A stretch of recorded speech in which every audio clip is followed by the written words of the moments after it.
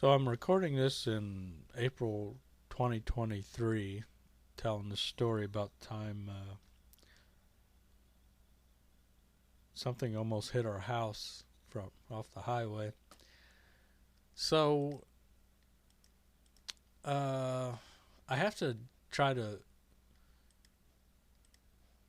I have to figure out take a guess at what year this was. It could have been 78, 79, 80. It's probably one of those. Anyways, we were in Jasper that night, probably at the old man's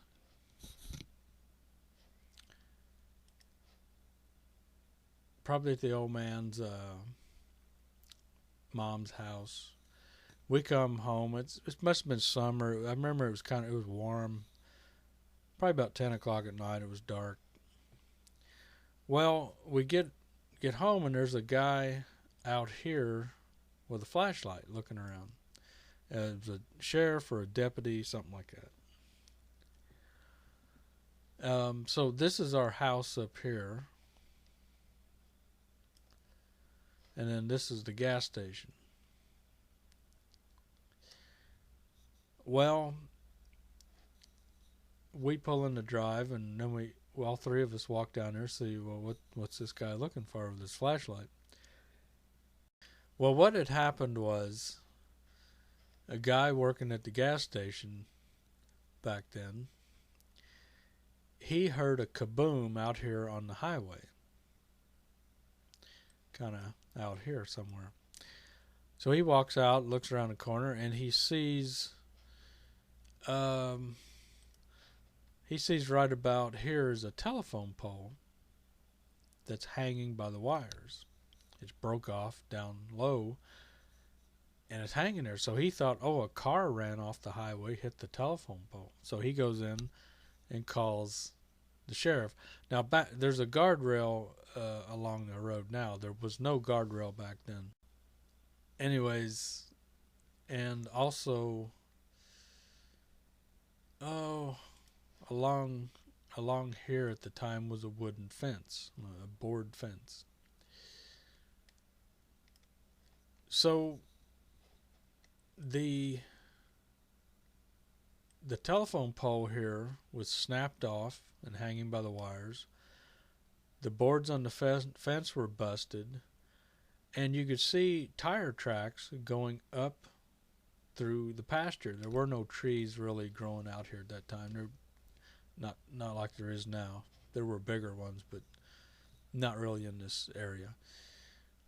Well, right about here was a wooden fence that my dad had put up. The old man had put up in the mid to late 70s. And these tire tracks come up and they hit the board fence and busted a couple boards off of it. And there were no tracks going out, Well, anyways, the sheriff or the deputy, he's standing here, and it's just one guy. If anything happens now, there's going to be 37 deputies, 22 state cops, probably the FBI, 3 ambulances, 14 SWAT teams, the Girl Scouts, the Boy Scouts. Everybody's going to show up, right? But back then, if you called in a car running off a road, one guy showed up with a flashlight. Okay. Everything's a big damn deal now. So, the deputy or the sheriff, he's standing there and he's like, he's looking around. He says, I don't get this. I don't understand this. He said, if a car hit that telephone pole, how could it just drive out? It went through a pole, wooden fence, another wooden fence, and then it drove away. How in the world could that be? You couldn't hit that pole and your motor still be working and just drive off. And he was, for several minutes. I don't know how long he was there before we got there. But, for about 5-10 minutes, he was like looking around. I don't get it. He kept walking up and down in the grass, and he's like, I don't understand this. We can see the tire tracks, but where's the car? The car should be sitting here. So we got up. We were standing up here then, and then we're looking down, and you could see tire tracks going back down this way. You know, when you got up here, you could see them in the light shining a little bit. So then we walked down here, and this is the creek down here.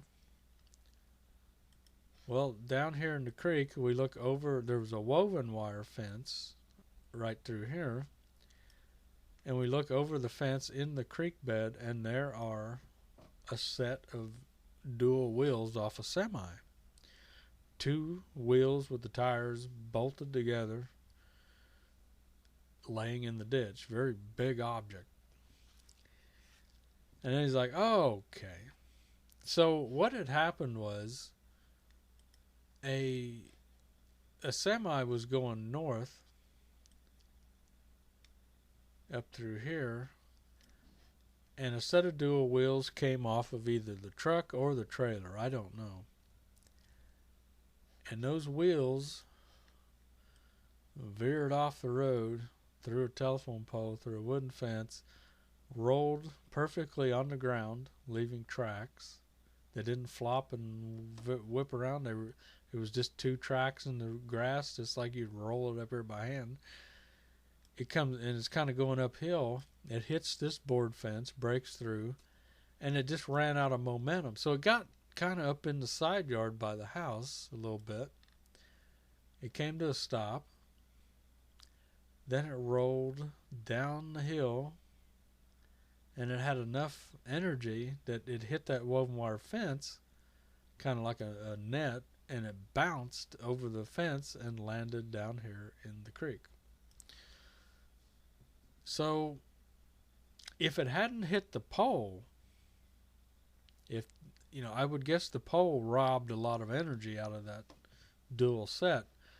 It's very possible that the tire could have just went off the road, not hit the pole.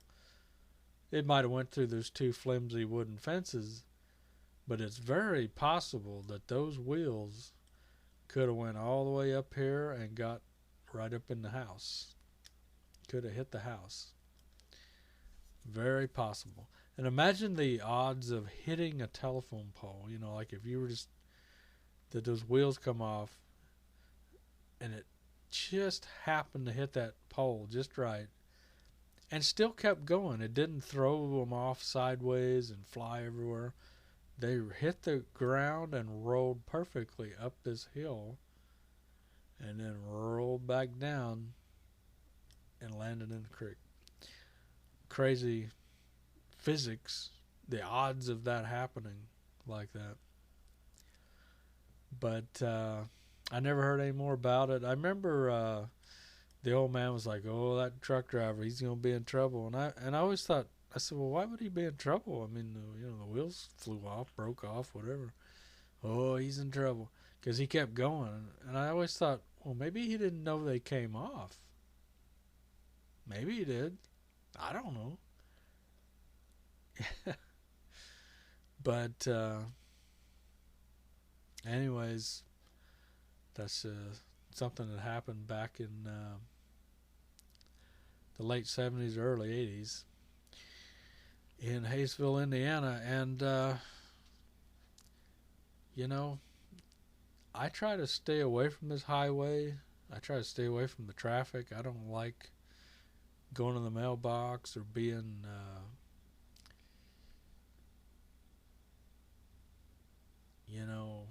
walking out along that road or weed eating or mowing. I try to deal with all that when the traffic has died down. I see a semi coming, I try to get away from the road. I mean, you just never know what's coming off there. I've seen a lot of wrecks. And then you have something crazy like, weird happen where wheels come off. And boy, if you were standing out there, imagine it had enough energy to snap a big telephone pole. Imagine you get hit by it, it's going to snap you. Now, the telephone pole, I'll see if I can get a video here of it or picture. The broken part of the pole is still in the ground. They put a new one right by it. The broken pole is still in the ground after 40, over 40 years. It's still down there. So, anyways, there you go. The dual wheels came off in Haysville, Indiana, and almost hit our house. And I always played out here. I'd be out here goofing around when I was a kid. Glad I didn't get hit by dual wheels or one of our cows get hit. Back then.